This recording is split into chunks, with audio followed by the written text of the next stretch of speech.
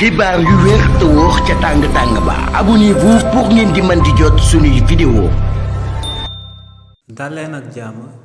seen bi di Buzz 221 HD kii di président Macky Sall di ancien président de la république ci réewu Sénégal démb ginnaaw ba mu yónnee pôle d'avocat bi nga xam ne kii di Pierre Olivier Cyr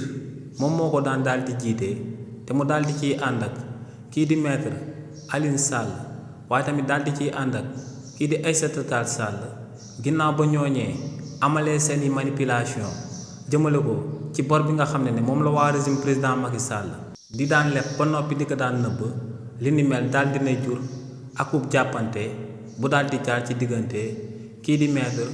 Olivier Cyr di avocat wu président Macky Sall ak kii di maître Juan Branco di avocat wu Ousmane Sonko. si li ni mel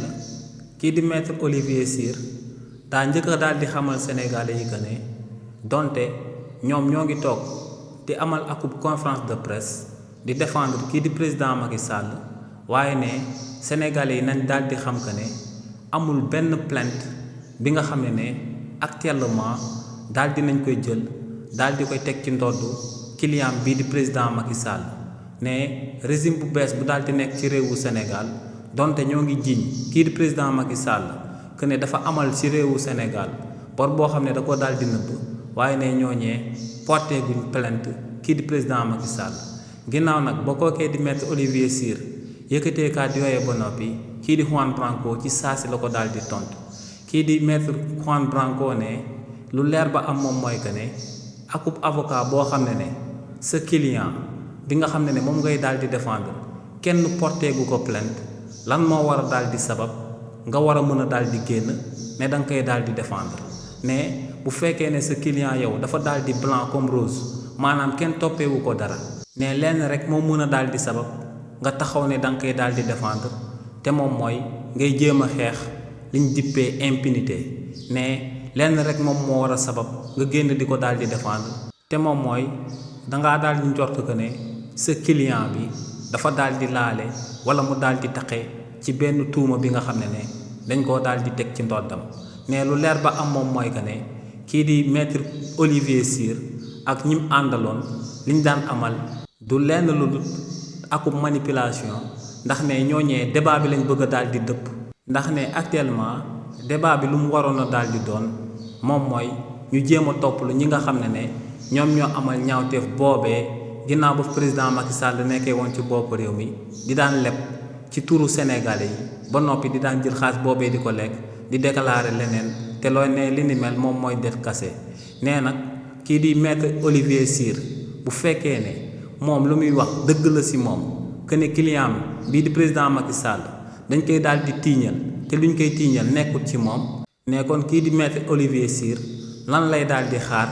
ngir dem ci kanamu yoonu réewu Sénégal daal di porter plainte état bu Sénégal bu ko defee ñu daal di entamer ak procédure judiciaire jëmale ko ci jëmm état bi ak client bii di président Macky Sall ginnaaw loolee tamit kii di maître Olivier Cyr beneen kàddu bu mu yëkkati daal di koy jëmale ci bor bi nga xam ne waa régime président Macky Sall dañ ko daan leb ba noppi di ko daal di nëbb daa wax que ne en réalité ci réewu Sénégal amul benn bor bi nga xam ne waa régime président Macky Sall mus nañ koo leb ba noppi di ko daal di nëbb waaye ne en réalité ci réewu Sénégal lenn rek moom moo fa daal di am te moom mooy ay rapport yoo xam ne dañ ko waroon a jébbal Sénégalais yi te ne rapport yooyee jébbaluñ ko Sénégalais yi ne bokk na ci rapport yooyee rapport bi nga xam ne waa Cour des comptes daal dina koy amal waaye tamit ne bokk na ci rapport yooyee rapport bi nga xam ne waa cabinet Mozart daal dinañ koy amal ginnaaw nag ba kookee di maître Olivier Cyr yëkkatee kàddu yooyu ba noppi ci saa si la ko kii di maître Juan Branco tontoowaat kii di maître Juan Branco ne waa FMI ci seen wàllu bopp ñoom ñoo génn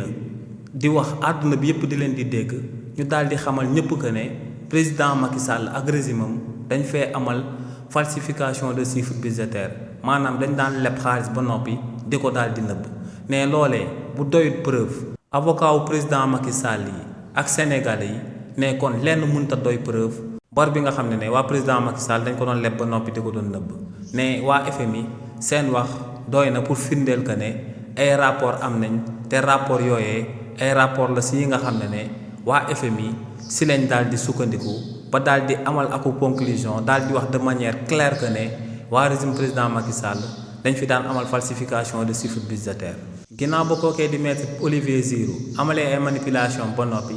keneen ku ci toppoon te mu nekkoon ci ay manipulation du kenn ku dul maître Alioune Sall kookee lu mu daal di xamal sénégalais yi moom mooy que ne kii di président Macky Sall amul benn plainte buñ daal di teg ci ndoddam waaye tamit amul benn procédure judiciaire bi nga xam ne tàmbale nañ ko daal di koy amale ci jëmmam. kàddu yooyu kookee di maître Alioune Sall daal di yëkkati nag képp ku ci amal akub ñàngat da ngay gis que ne kàddu yooyee dara xaajul ba ciy dëppoog lu am ndax kii di Guy Marius Sagna di akub député bu daal di nekk biir assemblée nationale kookee daal dinay dugal akub projet de loi biir assemblée nationale ngir ñu daal di toppalu kii di président Macky Sall daal di koy àttee haute trahison ci réew mi di Sénégal te kàddu yooyee kii di Ayib Daffé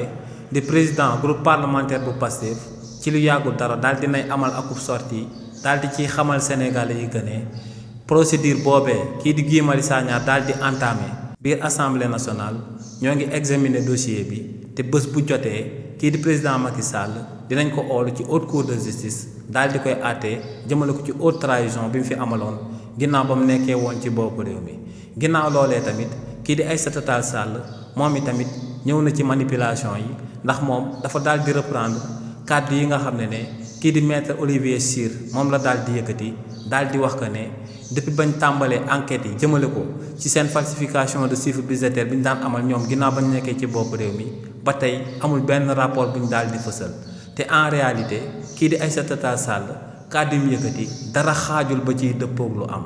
waa IGF mi nga xam ne ñoom ñoo njëkk a daal di amal rapport ci li ni mel ñooñee boo demee seen page officielle di nga fa daal di fekk rapport bu ñu daal di amal waaye nag waa APR ñoom ne rapport boobee du rapport bu valable ndax rapport boobee amul signature waaye tamit boo demee ci cour des comptes ñooñee tamit nga xam ne ñoom ñoo amal deuxième rapport bi daal di certifié lu waa IGF daal di amal ñooñee tamit boo demee seen page officielle di nga fa daal di fekk rapport bi waaye waa APR ne rapport boobee du rapport bu officiel ndax amul signature. ñaari rapport yooyu nag si la waa FMI daal di sukkandiku daal di xool ba daal di def ay jàngat daal di xam que ne waa régime président Macky Sall ginnaaw bañ nekkee woon ci bopp réew mi dañ daan leb xaalis ci turu Sénégal yi ba noppi di daan nëbb xaalis boobee li ni mel nag moom moo sabab waa FMI daal di génn jël seen responsabilité daal di wax li ni mel ba àdduna bi yépp daal di koy xam. donc lu leer ba am moom mooy que ne avocat wu Macky Sall yi démb ci manipulation lañ nekkoon te moom mooy daal di jël débat bi daal di koy yóbbu ci opinion publique bi ba débat bi nga xam ne moom la ñu waroon a débattre ci réewu Sénégal ñu daal di koy fàtte te moom mooy ñi nga xam ne ñoom ñoo fi amaloon ñaawteef boobee ñu oolu leen ci kanamu yoon daal di leen di àtte ndax ay sàcc ñoom ñoo doon amal li ni mel. xibaar yu wér te wóor ca tàng tàng ba abonnez-vous pour ngeen di mën di jot suñuy vidéo